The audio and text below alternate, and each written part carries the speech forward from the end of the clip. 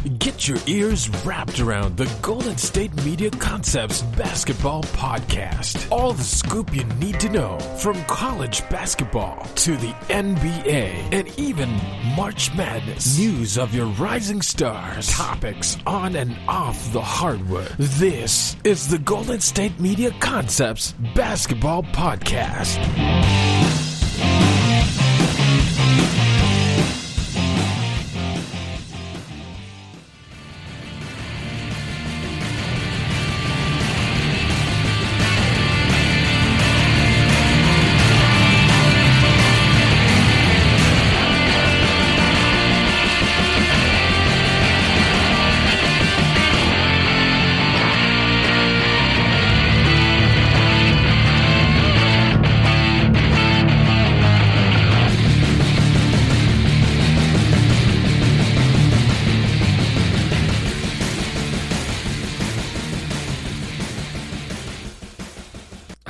What's going on, guys? You're listening to the GSMC Basketball Podcast. I'm your host on Mondays and on Thursdays, Casey Foreman. Thank you for tuning in to the first episode here at GSMC of the week. Thank you for tuning in. A whole lot to break down and discuss in the world of basketball. Friday started or tipped off the NBA's free agency period where players are allowed to leave their team, sign on whatever team they so please. So that has been going on. We've seen a whole lot of movement go on since Friday. I do want to highlight basically two teams today. So I want to start out with obviously the team that has been making the most moves, the biggest moves in this year's free agency, and that is the Los Angeles Lakers, our reigning champs. Yes, they are staying busy, and they're quite frankly looking like title favorites once again.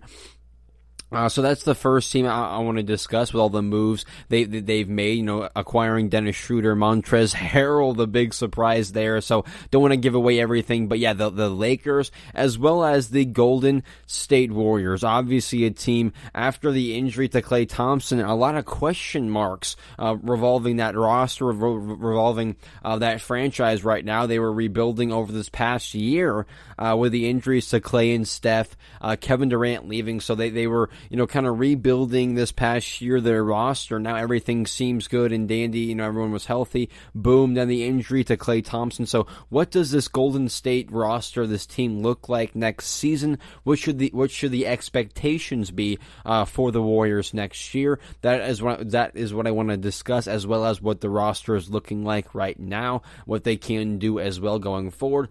And then at the end of the podcast, let's continue discussing the NBA's off season. Again, since it kicked off on Friday, let's discuss the NBA's free agency. So much has gone on. Let's discuss some moves by the Charlotte Hornets, by the Blazers, by the Hawks, by the Clippers, by the Heat. You know, a whole lot to break down and discuss. Thanks for tuning in. Let's get right to it today. Los Angeles is making moves and looking like title favorites once again. Again, they are the reigning champs, but they are staying busy in this year's free agency. You know, and we knew going into this year, this off season, that this roster, if they did want to compete next year, they had to update and make some tweaks here and there. And they've done more than just make tweaks. They've made moves for this roster, and I thought, you know, the first move they made, I thought that was going to be one of the only big changes to the roster we saw. I was wrong, but I thought the Dennis Schroeder move was really good, and that kind of put them over the top. However, like I said, that was not the only move the Lakers have made. They now have the reigning sixth man of the year. I thought Dennis Schroeder, you know, was deserving of it, but they now have both leading candidates for the award last year.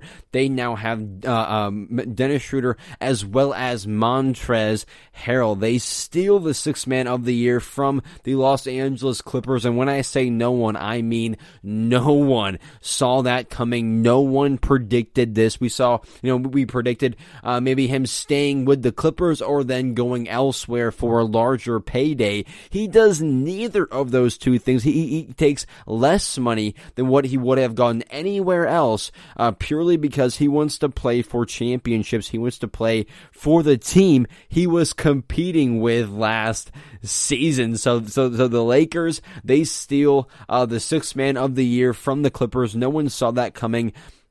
He is a Clutch Sports client, so he is signed with Clutch Sports, which we know LeBron's friend, Rich Paul runs that and is the agent and everything like that. So they share the same agent. It's not the craziest thing seeing this, but it is pretty insane to think that he leaves the one team in Los Angeles for the other team after all the beef and the rivalry that was between those two rosters all year long, them coming up short.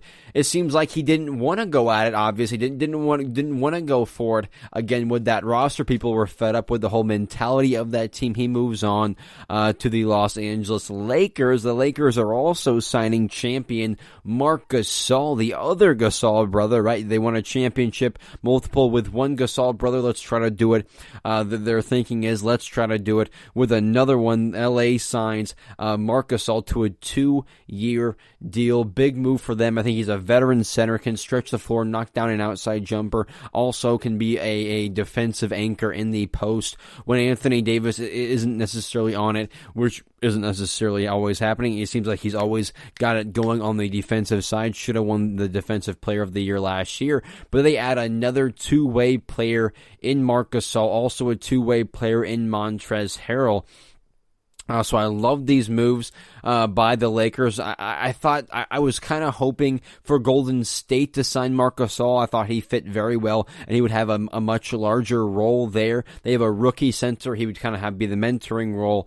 But it seems like he wants to go win a championship. I don't blame him. The Lakers are stacking up their pieces here. They also signed a three-point sniper, Wesley Matthews. They also got Dennis Schroeder, who can shoot the long ball, but Wesley Matthews has never shot below 36% from the three-point line in his entire career. Is also a two-way player, can get it done on the defensive end at this point in his career. Definitely an upgrade from the two-way player in Danny Green. So I think he's a clear upgrade in that sense.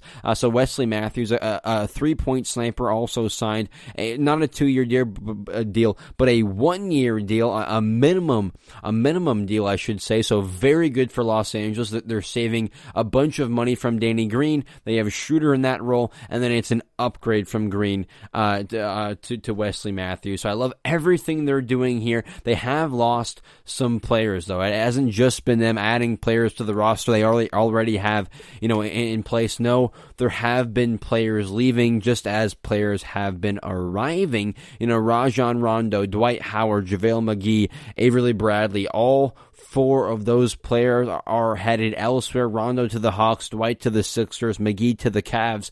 I bet we'll see him going elsewhere. And then Avery Bradley signs with the Miami Heat. So the Heat steal away Bradley, a two-way player. But overall, I think from what they've added to what they've lost, the Lakers are looking even better than last year, much, much better than last year, so that they've replaced Rondo, Dwight, McGee, and Bradley. Okay, they replaced those 4 players with Montrezl Harrell, Wesley Matthews, Marc Gasol, and Dennis Schroeder. So they lose those 4 and add those 4 caliber players. So a clear upgrade at basically every position. Rondo to Schroeder, that's a clear upgrade. Dwight to Marc Gasol, that's a clear upgrade. McGee to Montrezl Harrell, that's a clear upgrade. And then who else? Rondo or someone else? Bradley to Wesley Matthews. Again, that's a toss-up there. Both players are very good, but so I think that's an upgrade. Maybe you can put Green also, that they lost Danny Green as well. So either way, I think it's a clear upgrade at basically every position for Los Angeles. I think the biggest player that they will miss, the biggest hole, will be coming from Avery Bradley, the two-way player. But, they proved in the Orlando bubble and in the playoffs this year, they don't necessarily, last year they needed him more than they do this year with the roster they have constructed.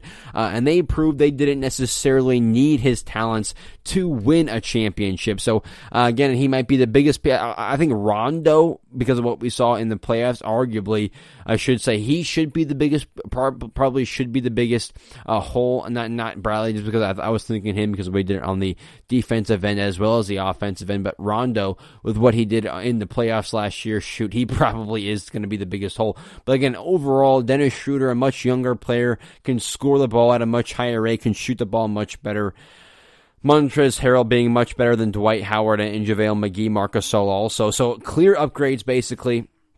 So now the biggest question is, what does this mean for the Los Angeles Lakers? What does this mean for this roster? They just won the championship, and now their roster is even better than before. They just won a title, and now they have an even better roster, clear upgrades at multiple positions. What does this mean for the Los Angeles Lakers? I'm not sure. Okay, if there's a roster close to Los Angeles, again, Philly is very good on paper, I know. They added shooters, I know as well.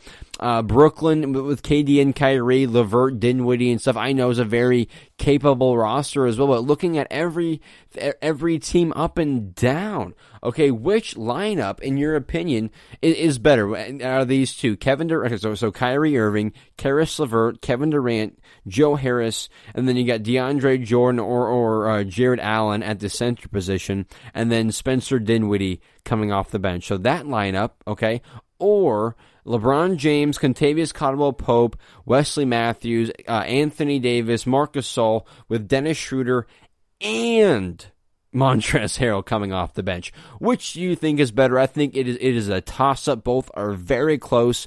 Both have the two superstars. Okay, both have the two superstars. But then the Lakers, I gotta give the edge to the Lakers supporting cast. Dennis Schroeder, the 18-pointer night guy.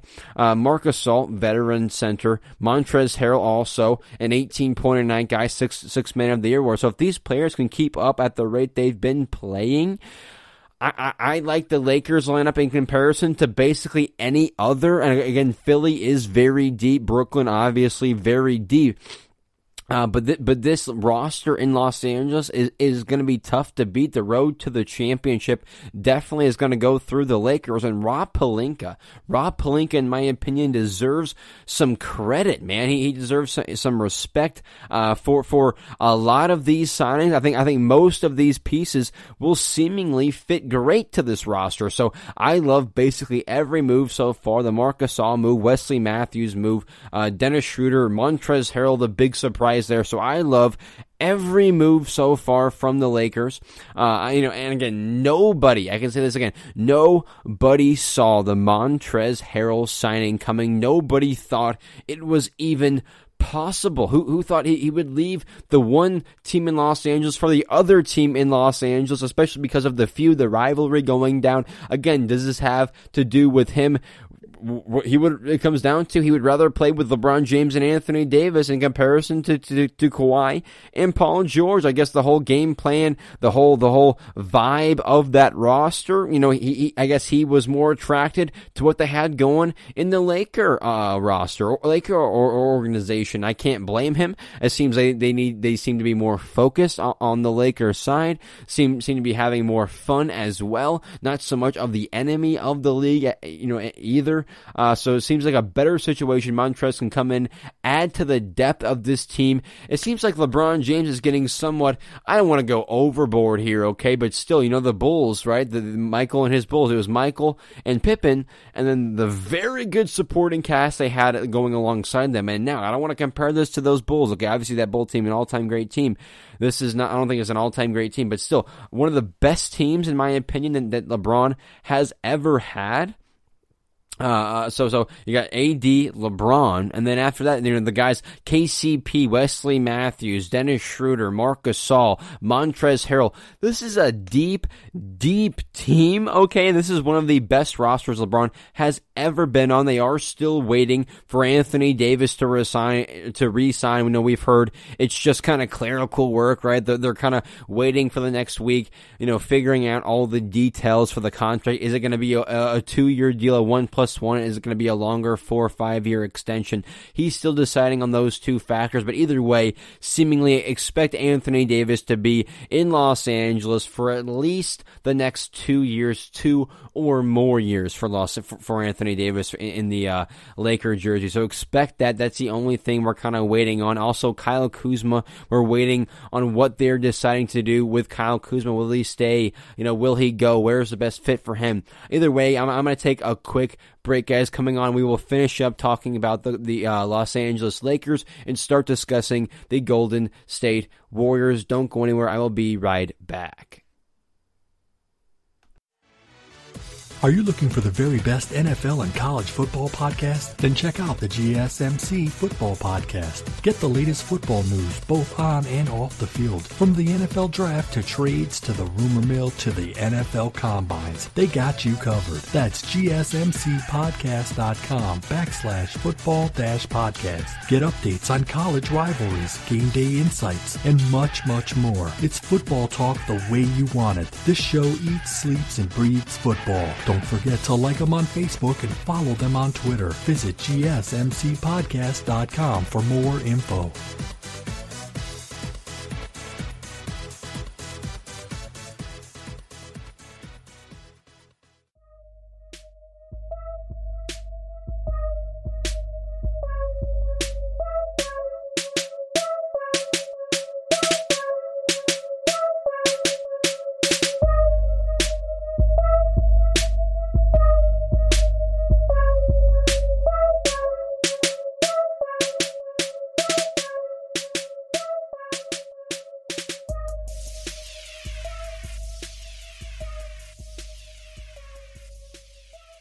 All right, welcome back, guys. Like I said before the break, let's continue on discussing the Los Angeles Lakers.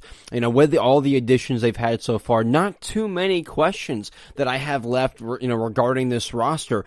However, one I do have is regarding Kyle Kuzma. They still have Kuzma on the roster. However, he seems to barely have a fit, barely have a place. Montrezl Harrell seemingly will take his role coming off the bench. Same thing with Dennis Schroeder, going to have a large role coming off the bench more than likely. They got Marcus Gasol. They got Wesley Matthews. So where does he really fit on this roster? I really don't think there's a place left for him. I really think that the only thing left for Los Angeles, to do is to trade Kyle Kuzma. But, that leads to the question, where, will he end up? Where, who wants him ultimately, and what can they get for him in return? So watch out for that going forward. Who will land Kyle Kuzma? We've heard the Spurs possibly for a DeRozan trade. I don't really see that coming.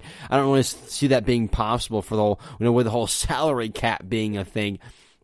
For fit as well, I don't think that makes sense. As far as fit goes, I like what they have so far. If anything, add another guard or so, another shooter, ball handler. That's the only thing really that Los Angeles needs going forward. So where will Kuzma end up, and what will they get in return? That's the biggest question that I have left for this Laker roster. Overall, though, what do you guys think? Do you think this is the deepest team that LeBron has ever been on? As far as crossing off all the boxes, he has the shooters, okay? He has KCP, bringing back one of his favorite shooters from last year. KCP, Wesley Matthews, bringing in another guy, and then Dennis Schroeder. So three very capable three-point shooters in KCP, Matthews, and Dennis Schroeder. And then as far as bigs, the size on the team, he's got Montrezl Harrell, now the sixth man of the year, Marcus Gasol, and then obviously his co-star in Anthony Davis. So as far as what this roster has, again, they have pretty much every box checked. The only thing that they have left are small additions, maybe another guard, another maybe defensive piece, since there's a lot of offensive-minded players here, but overall, not a lot of things left to address. Only thing really, the Kuzma trade, get another guard or so. But do you guys think this is the deepest roster LeBron has ever been on? Also, remember this, notice this, both Montrezl Harrell and Marcus Gasol both signed 2-year deals. KCP signed a 4-year deal, but both signed 2-year deals. LeBron already has 4 rings, right? So maybe they're all putting this plan together. They win another 2 in a row, perhaps in Los Angeles. Okay, another 2 in Los Angeles. So maybe LeBron's chances at winning 6 rings are getting better better and better. Again, he's but he's 2 championships away. He's got this roster seemingly for another 2 years or so with Golden State and Klay Thompson going down. Again, they were my biggest threat to the Lakers overall. My favorite, not my favorite, but one of my teams I was looking out for to win it all next year. But with the injury to Klay Thompson, again, we compared the whole Brooklyn and LA rosters. We compared them side by side. I'm giving the slight edge to LA. They also have some time playing together, which Brooklyn really doesn't with KD and Kyrie. So ultimately, right now, LeBron's chances of getting 6 rings has never looked better. And again, with all of these additions, does this make Los Angeles the prohibited favorite? And what else is left for the Lakers to do, if anything? I think a Kyle Kuzma trade is needed. I don't think there's really room for him on the team. If you can get something in return, instead of wasting him away on the bench, I say that's the best route for the Lakers. But overall, I think they're looking pretty good, and I think their chances at going back to back are great at this point. Let's transition now and focus on the other team I said I wanted to take a look at during this episode, and that is the Golden State Warriors. The whole Golden State situation here, and man, it seems like the Warriors simply cannot catch a break.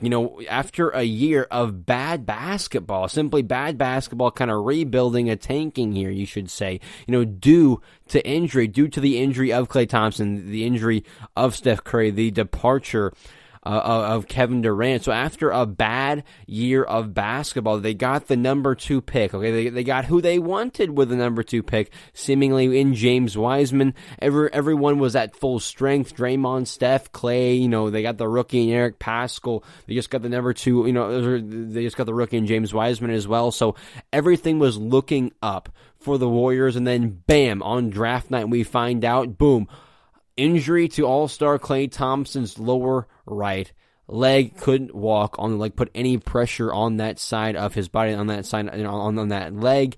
We knew right away as soon as I heard that, man, this is a big injury. Klay might be sidelined for a whole nother year, and that is exactly right. Klay will be missing consecutive seasons with a torn Achilles. Man, that is just awful for Klay Thompson. You gotta feel terrible for him. He's been rehabbing so hard after playing at such a high, level over the past 5 years, being in the finals, 5 straight finals appearances, all the great performances we've seen from him, 60 points and 11 dribbles, the most 3-pointers ever made in an NBA game. So we've seen all of these things from Klay, and then he had to sit out an entire season, and now he has to sit out a consecutive back-to-back season. Okay, he will miss consecutive 2 seasons, first with an ACL, now with an Achilles. So just terrible. You feel for Klay, you feel for the Golden State franchise as well. But after everyone saying, including me, everyone was saying, hey, the Warriors are back. This is going to be the team to beat next year. After all of that being thrown out there, their second player goes down, and now we hear the exact opposite. It seems like we hear, sell all your stock on the Warriors. Klay Thompson's contract, which I agree is not looking very good right now, but still, everyone's saying it's the worst contract in basketball. They now have the 2 worst contracts in all of basketball: the Wiggins and the Klay Thompson. I've heard that. We've heard, sell all your stock. The dynasty is over. They have no shot at winning in the future. Blah blah blah blah blah blah blah. Okay. We have heard all of that. All of your perspective has been noted. And yes, I do want to say Klay is huge for the Golden State Warriors. His value has definitely been underappreciated throughout the entire dynasty run. He has been nothing but a true professional throughout the entire thing and has played phenomenal basketball. So Klay deserves tons of credit for all the success that the Warriors have had. But I'm here to tell you, despite him going down and him missing consecutive seasons, I do not think the dynasty is over. I'm here to say it isn't over, for a matter of fact, okay? They are being led, have you forgotten? They are being led by the two-time MVP in Steph Curry, who has gotten, I should remind you, who has gotten a year of rest after 5 straight NBA Finals appearances. He just got an entire year of rest. I can't wait to see what that does for him. Expect a possible third MVP being added to Steph's mantle after the expected season. Again, the season I am expecting for him to have. I was thinking, Luka was going to be my favorite for MVP, but after Klay going down, Steph, his workload is definitely going to increase, going to be very high, and I got nothing but confidence in him to lead this roster and go on an MVP caliber tear next year. I am banking on that. I have nothing but confidence on that if he can stay healthy. And again, I'm expecting that maybe adding a third MVP to the mantle. Nothing but confidence in him to do that. Also, I think he needs to be averaging around the 30-point per game mark. 6 or 7 assists is going to be needed. Also expect he's gotten even better over the years in getting teammates involved. With him taking, again, having the larger workload, he's going to have to average over 30 points, around 30 points, 6 or 7 assists as well. Maybe even having another 50, 40, 90 season, 50% from the floor, 40% from the 3, 90 from the free throw line. We'll see the volume of shots is going to be higher than usual, so we'll see if the volume affects his percentage, but maybe predicting a 50, 40, 90, over 30 points, 6 or 7 assists, and an MVP caliber season for Steph Curry. That is exactly what I am predicting, and that is exactly what the Golden State Warriors need if they want the dynasty to, in fact, not be over. Also, let's not go ahead and discuss an act like Steph has a bunch of scrubs playing with him, like he has last year's team playing with him all year. But that is not exactly the case here. Don't forget he still has all-star Draymond Green. Yes, he is no longer the same player as he was back in 2015. Yes, no longer that player, but he can still go out there and average 12, 13 points per game, 7 rebounds, and 7 assists. That is exactly what Golden State needs. I expect him to do exactly that. He can average 12, 7, and 7. He hears all the talk. He knows he has to be better. Expect that. He has to have better conditioning. I think he's lost a little bit of his first step, his quick step. If he can get that step back, which is hard to do. I know it's a lot of conditioning. When you get older, it's even harder and harder to do. Sometimes you just lose that step. But if he can get that step back, that's the only thing I think he's lost, his motor a little bit. If he can get a little bit of that motor back, that's exactly what Golden State needs. They need 12, 7, and 7, and a higher motor defensively from the former All-Star in Draymond Green. Andrew Wiggins, yes, okay. Quick drink, but no matter how or what you think on Andrew Wiggins, yes, he is overpaid. We don't have to dispute that or argue that his contract is more than what he does deserve. Okay, there's no doubt in that, but he is still a 20-point-a-night scorer, and we saw it as soon as he went to Golden State. The defensive stats increased. He also has defensive potential. Okay, a 20-point-a-night scorer over the last 3 or 4 years now was asked to be the number 1 option in Minnesota, was going to be the 3rd or 4th option in Golden State, now is going to have to be the 2nd or 3rd guy in comparison to the 3rd or 4th. So yes, he will have to step up. He has taken a step up as far as, notches on the roster. So he will have to play a little bit better stepping into that role, but he's a 20-point-a-night scorer, has defensive potential. Don't act like Andrew Wiggins can't play basketball. And then the number 2 pick in this year's NBA draft, James Wiseman. Okay, he was the best player coming out of high school in his class, was rated the number 1 player in the class. Also, obviously, the best center in the draft class. We know Golden State needed size. They needed a center. They got exactly that in James Wiseman, the number 2 pick in the draft. He's over 7 feet tall. He's a rim protector. Warriors are also saying they're hoping and thinking and seeing him developing his outside jumper So perhaps they see him, he compared himself to perhaps a Kevin Garnett style of player, where he can get blocks, be tough defensively, and then still knock down a jumper when he needs to. So that's exactly what Golden State would need. If he can step in and be a Kevin Garnett-esque player, that would be phenomenal for Golden State. He is going to have to mature sooner rather than later. That he was going to have to do that no matter what, since this team is a win now roster, is not going to have the time to develop his game and be the player he has to be in 5 years. No, he has to be that player in 1 or 2 years. He needs to develop right now, help that team win right now. So I think Golden State has what they need in a center in James Wiseman. He's going to have to play. He's going to have to mature sooner rather than later. But again, was the best player coming out of his class, the best center in the class overall. Is there over 7 foot tall rim protector developing his outside jump shot. So don't forget about this number 2 overall pick in James Wiseman. Also, they just traded. We'll see how big his impact is right away. But the Warriors have also just traded for Kelly Oubre Jr. Okay, Kelly Oubre Jr., yes, not an all-star caliber player by any means, but still a very good player.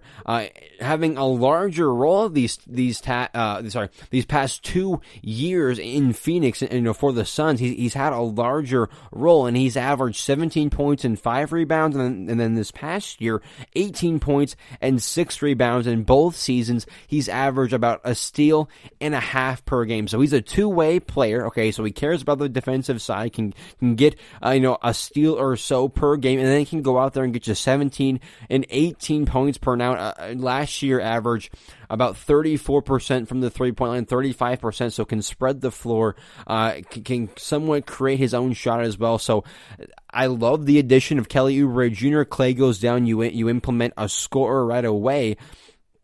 Also, don't forget about the first-team all-rookie who they drafted last year, Eric Pascal. Over this past year, averaged 14 points, 4.5 rebounds, almost 50% from the floor in his rookie year. Hoping for a gradual increase of play from the rookie to the sophomore year. So hoping for a gradual increase of play for Eric Pascal. Oh shoot, I just went over my 30-minute mark, guys. I'm going to take a quick break. Coming back, we'll finish discussing Golden State and then move on to this year's NBA free agency. So don't go anywhere. I'll be right back.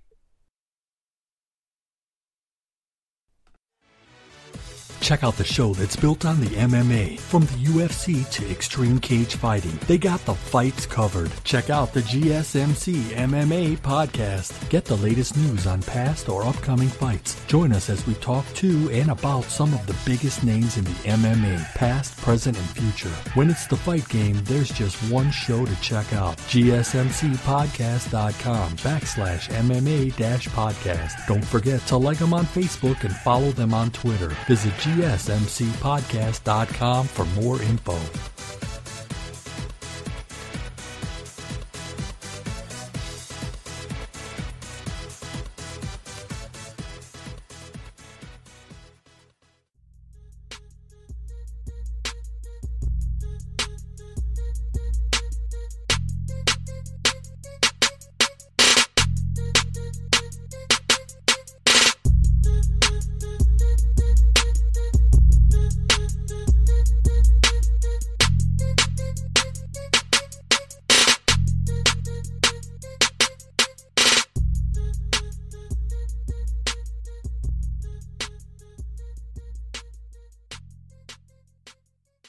All right, guys, welcome back. Like I said before the break, let's continue on discussing the Golden State Warriors.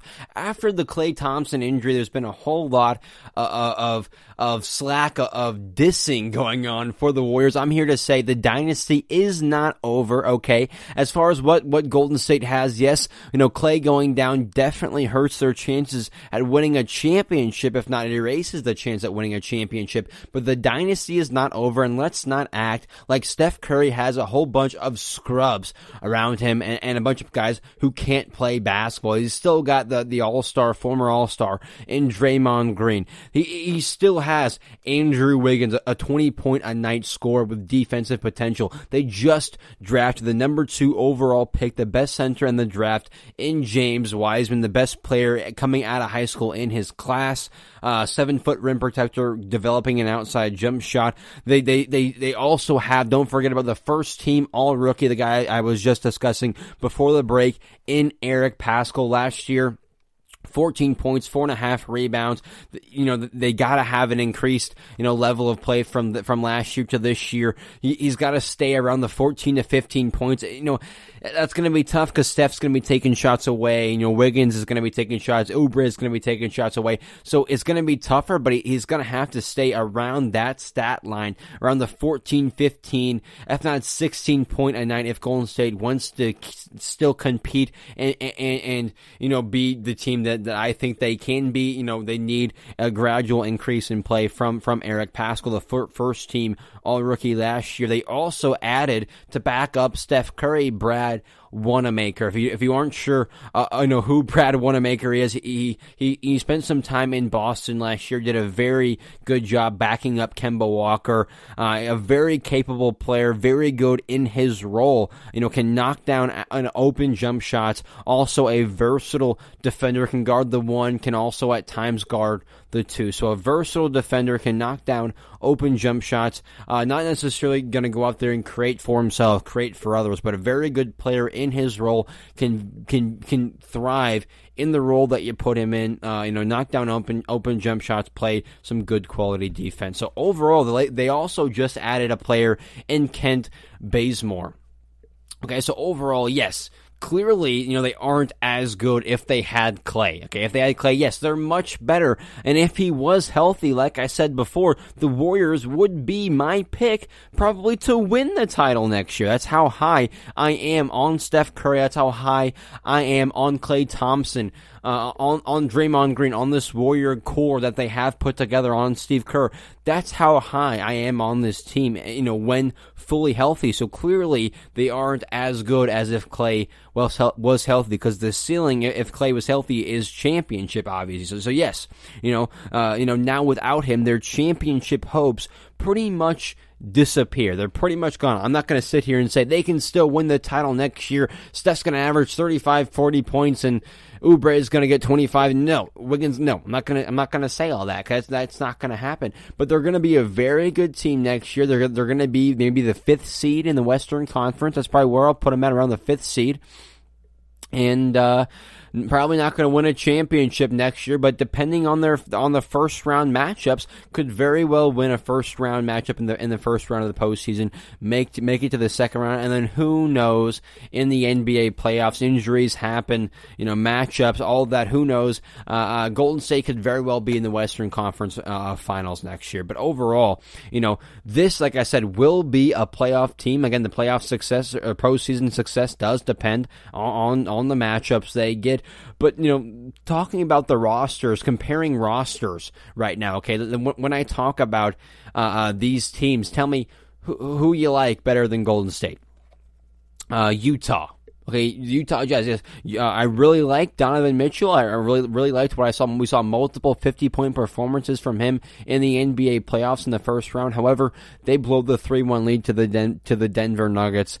This is still a good team, but if I'm putting Steph Curry and the Warriors up against this team, I'm still taking, even without Klay Thompson, I'm still taking the Warriors over the Utah Jazz. I'm still taking the Warriors over the Portland Trail Blazers. That gets very interesting without Klay. Can Dame outshine, Steph, and can CJ really play at the level he needs to? And with all the additions that the Portland Trail Blazers have made, it's interesting for Portland. But as of right now, what I've seen from their matchups in the past, I'm still putting the Warriors over Utah, over Portland, over the Memphis Grizzlies, which is a very young team, but over Memphis, over Oklahoma City, which is clearly rebooting and sending all of their pieces away for draft picks, probably over Phoenix as well. We'll have to see for the Phoenix Suns with Devin Booker, Chris Paul, DeAndre Ayton. The ceiling on that team, is a little bit higher, I should say, than the Warriors right now without Klay Thompson. With Klay, it's not even a question, but without Klay Thompson,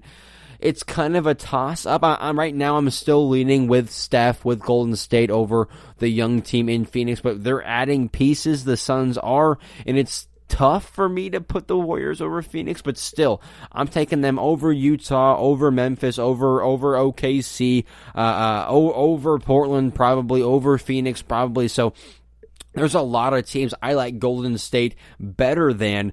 And again, I don't think the value of Steph Curry is being respected. He's a 2-time MVP. Even I should remind you all, even with a healthy Kevin Durant, a healthy Klay Thompson, Draymond Green, all three of those players in their primes, Steph Curry was still able to take a step back and average 25, 26 points per game, 5-6 rebounds, 5-6 assists, and be the best point guard in the league. So he was able to do all of that with a healthy, Kevin Durant, Klay Thompson, taking shots away from him as well. He was still able to do 25, 26, 5, and 5, 6, and 6. So and very impressive, percentages as well. Not like he was shooting low volumes as well. No, very high percentages. So he was able to do that with those players around him.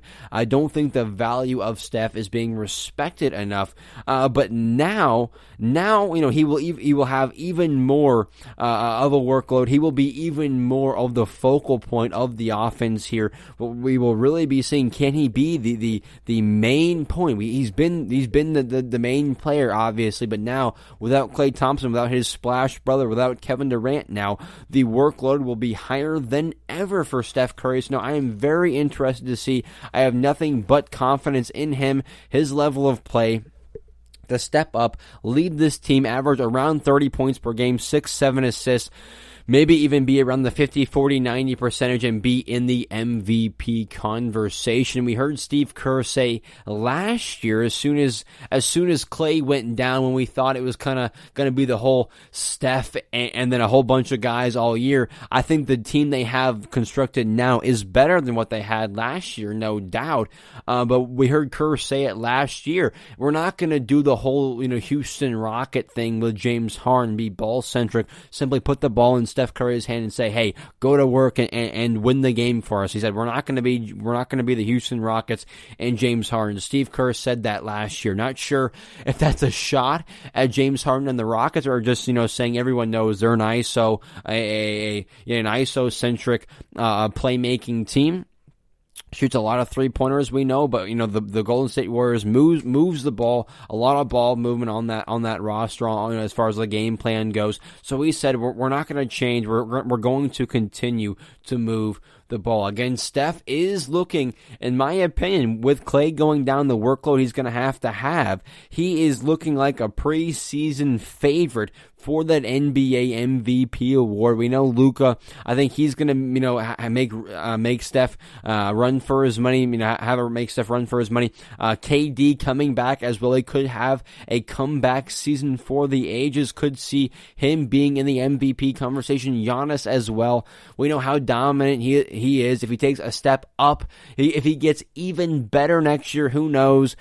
And maybe if he develops that outside jumper, we've been saying that for a long time. If he just develops the jumper, if he just develops the jumper, I don't think that's necessarily going to be the case. But if we see him take a jump next year, who knows? He could be in the conversation as well. Anthony Davis as well, who knows?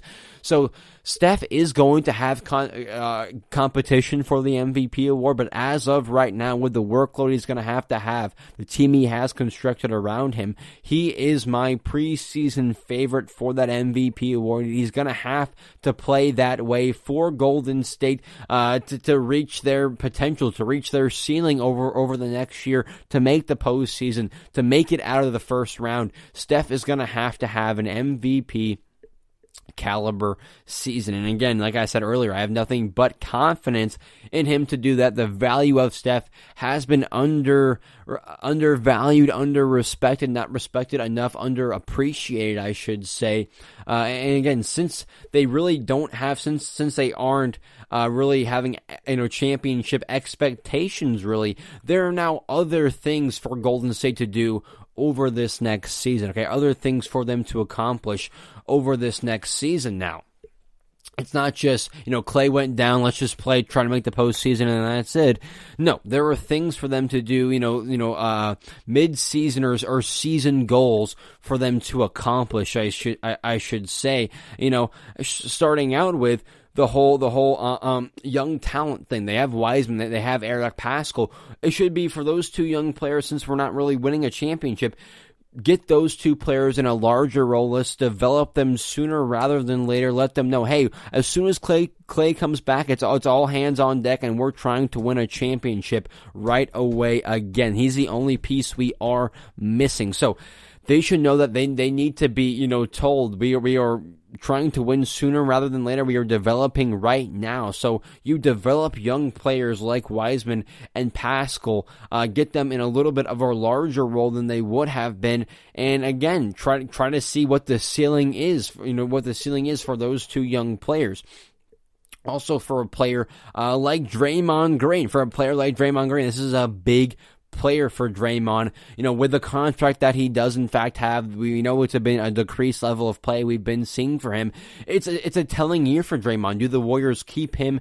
Is he going to go back to the old Draymond, or is it time to move on? Is that why they had Wiseman, for the center power forward role? Are they somewhat saying they're going to be moving on from Draymond Green? Either way, a very telling year, a big year, a testing year for Draymond Green, no doubt. A quick break, guys. When I come back, we'll finish up discussing the Golden State Warriors and start breaking down what I've seen so far in this year's NBA free agency. Don't go anywhere. I'm going to be right back. Check out the show built around the women of MMA. From the UFC to the extreme cage fighting, we got the fights covered. Listen. It's the Golden State Media Concepts Women's MMA Podcast. The latest news of upcoming fights, discussions of previous matches. Join us as we talk to and about the biggest names in women's mixed martial arts, past, present, and future. When it's the women's fight game, you know where to listen to. The Golden State Media Concepts Women's MMA Podcast.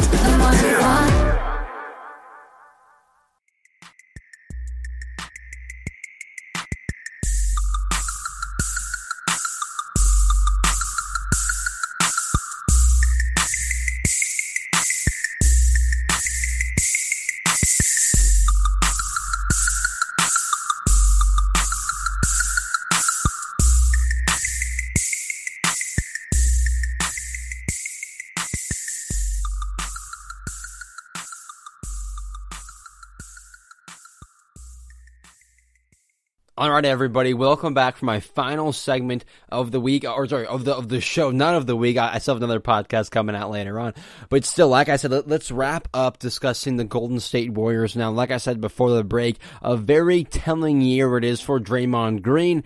The lack of production for him, the big contract associated with his name.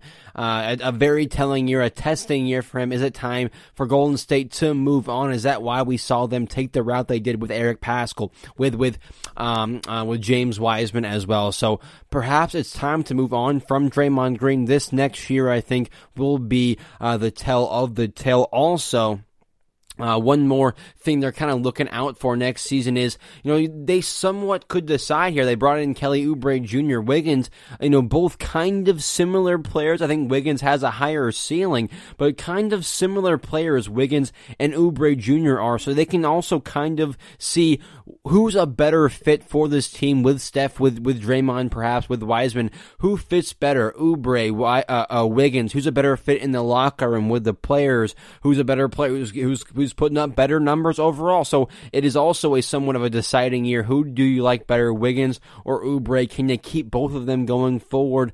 So lots of things to discuss, lots of things to look at going over the next year. Looking at the next year for Golden State, you got to develop Wiseman and Paschall. You got to somewhat decide on, take a look at and look at, decipher between Wiggins or Oubre Jr. Who is the better fit? Also, like I said, a very telling year for Draymond Green, his production level and such. So So very, a lot to look at, a lot to discuss, a lot to break down and digest kind of for this Golden State Warrior team. What other names, other questions coming for this team? What other names are coming for the Warriors? What other moves are coming for the Warriors? They are trying to achieve and get about a $9.5 million exception for salary for going out and signing players because Klay was injured. He's going to miss the next season. They can do an injured player thing, right? So they can get like $9.5 million to sign some free agents because Klay is going to be out all year and he takes up such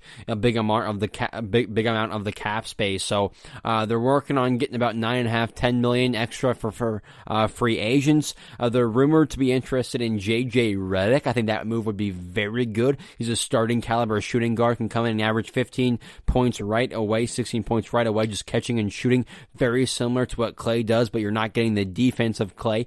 Also Boogie Cousins, DeMarcus Cousins, also rumored to be making a return to the Golden State Warriors, perhaps backing up the rookie in James Wiseman if he can be if he can be healthy. Boogie maybe 15 or maybe 20 minutes per night coming off the bench. If he's open to that role at a minimum deal, maybe Cousins coming back to Golden State. They also added Kent Bazemore for depth at the wing position. So Golden State, addressing a lot of things that they need to, checking off a lot of the boxes. But ultimately, the hole of Klay Thompson, not sure if that hole can be filled. We know the championship hopes have pretty much been erased, but I'm here to say the dynasty is not over for Golden State. They can very well compete for championships in the coming years. This year, similar to last year, not a rebuilding year, but you still have lots of questions on the roster. Draymond, Wiseman, and Pascal, Wiggins and Oubre Jr., you still have Steph.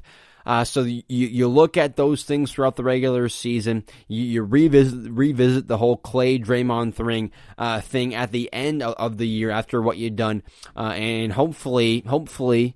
You're in position next year to compete for championships. We'll see what Klay is like coming back from injury. We'll see what this roster does over the next year. However, in my opinion, I don't think the dynasty is over quite yet. Let's transition now, to my final segment of the show, NBA free agency. We have seen so much happen since free agency opened up on Friday. Players like Jason Tatum, Donovan Mitchell, Fred VanVleet, all three of those players have signed multi-year extensions to stay with their team. Tatum and Mitchell both signed like $195 million contracts for 4 or 5 years. VanVleet signed like an $80 or $90 million for 4 years, I believe. So all three players got paid, but however, I think more players, different from those three, I think more players were on the move in this year's free agency. We saw the biggest name, I think, moving is a guy like Gordon Hayward, leaving Boston, opting out of his contract for a 4-year, $140 million contract with the Charlotte Hornets. I really like this move by Charlotte. They get an all-star caliber player with their young playmaking point guard in LaMelo right away. They clear up cap space by waiving Nick Batum. I like this move a whole lot by the Hornets. They're getting relevant. They're getting better and better. And heck, we might even be seeing some Charlotte Hornets games on national televised TV this year. That is because of LaMelo Ball and Gordon Hayward. So I really like both of those additions by the Charlotte Hornets. One of the biggest surprises though has got to be Hayward opting out with Boston, going to a lesser competing team in Charlotte. So kind of surprising. However, I really like the move for Charlotte. You're continuing to get better, making a push for the postseason. We'll see how many years it takes. I'm betting it's sooner rather than later. We see the Hornets getting better, and better. So I really like the Hornets adding Gordon Hayward. Bogdanovich, we thought he was going to Milwaukee. However, now it's looking like he is heading to Atlanta, has signed an offer sheet for about 4 years, $70 million.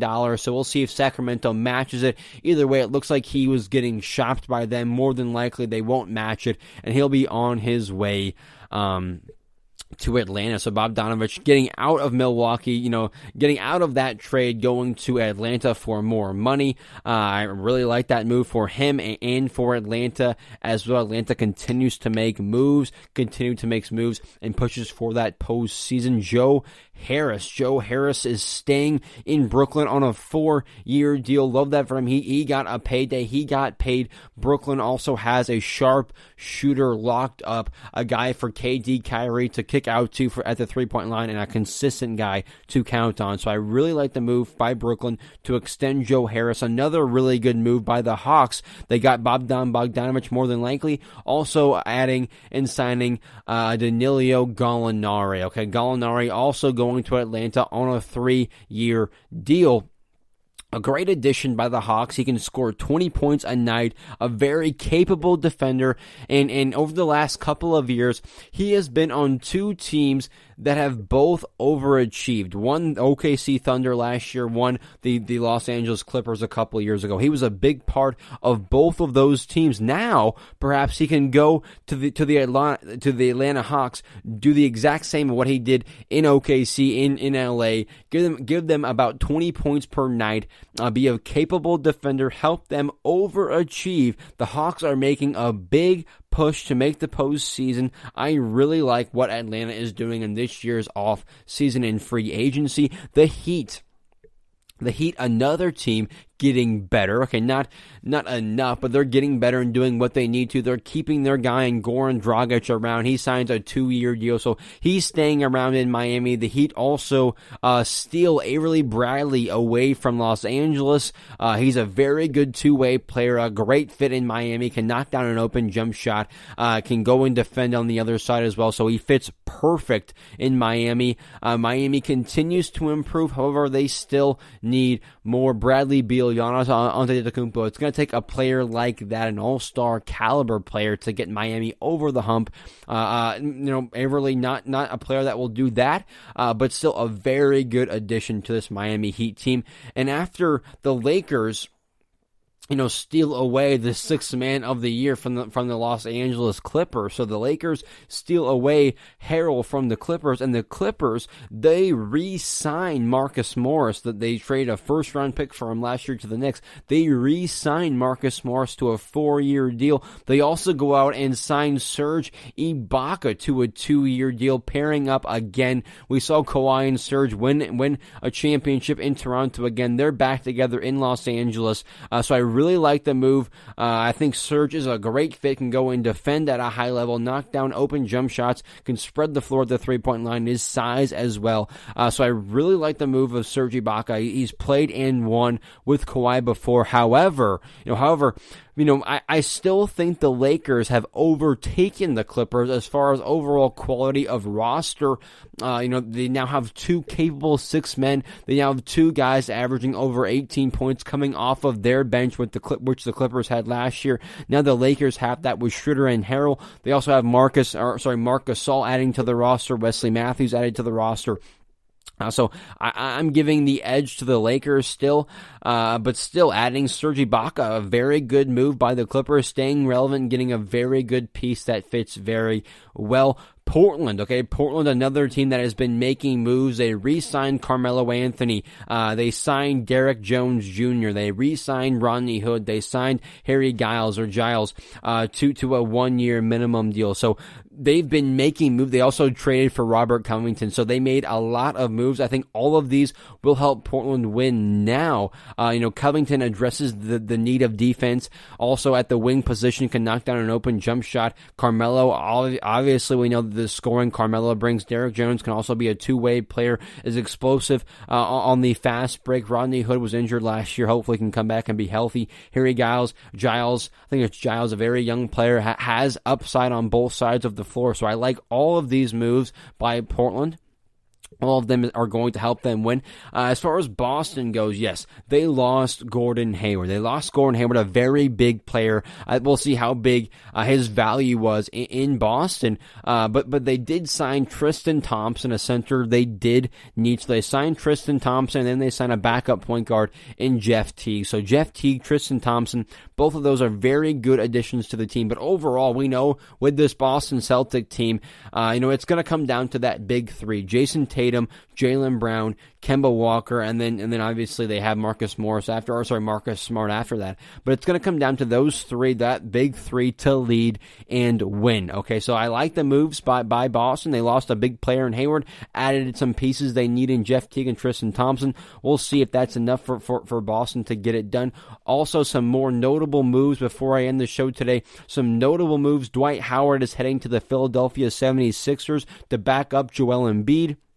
DJ Augustine is headed to Milwaukee for a point guard, maybe a starting role, maybe a backup role, probably a starting role. See if Drew Holiday goes to the point guard position or if he stays at the shooting guard. Really kind of depends on that, but DJ Augustine goes to Milwaukee. Jay Crowder goes to Phoenix. I really like that move from the Suns, adding a veteran two-way player in Jay Crowder. Aaron Baines is going to Toronto to try and replace Marc Gasol and Serge Ibaka. Going to be hard to do that, but he can shoot from the outside as a center. Jeremy Grant is headed to Detroit. The Nuggets let him slip between their fingers. I think a mistake by them.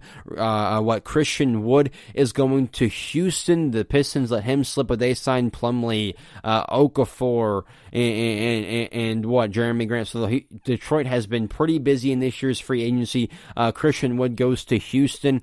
We're simply the biggest decision we're kind of waiting on right now is Anthony Davis and Brandon Ingram. Brandon Ingram, we're expecting him to be in a New Orleans Pelican when all things are said and done. We'll see. I think a team like Sacramento should make a big push for him. I would love to see him go elsewhere, but I think he will end up in New Orleans. Same thing with Anthony Davis. I think more than likely he will end up in Los Angeles. This has been a very entertaining free agency so far. And then, like I said, there still are players out there like Anthony Davis, Brandon Ingram, Kyle Korver's still out there. Thon Maker's a center. There's other players I'm missing, but there are players out there and available. So we'll see who goes where. We'll see if the Lakers continue to add, what the Warriors continue to add, what happens with the whole James Harden, Russell Westbrook situation in Houston. So all of these rumors, all of these stories coming out in the NBA, don't think they will be simply coming to a close now that free agency has gotten kind of over the hump. We kind of have all the big signings over. Don't think that news will not continue to be released. I think even more will be coming out as we get closer and closer to the start of training camps, to the start of preseason, and the start of the regular season on December 22nd. So I expect more things to come forward. That's going to be it for today's podcast today. Thank you all for your continued support. Go check us out on Facebook, on Twitter, like our page, leave us a comment or a review on whatever platform you are listening on. Again, that's going to be it for this week. This is my first podcast of the week, so I'll see you guys again on Thursday. Thanks for listening. You've been listening to the Golden State Media Concepts Basketball Podcast, part of the Golden State Media Concepts Podcast Network. You can find this show and others like it at www.gsmcpodcast.com. Download our podcast on iTunes, Stitcher, SoundCloud, and Google Play. Just type in GSMC to find all the shows from the Golden State Media Concepts Podcast Network, from movies to music, from sports to entertainment, and even weird news. You can also follow us on Twitter and on Facebook. Thank you, and we hope you have enjoyed today's program.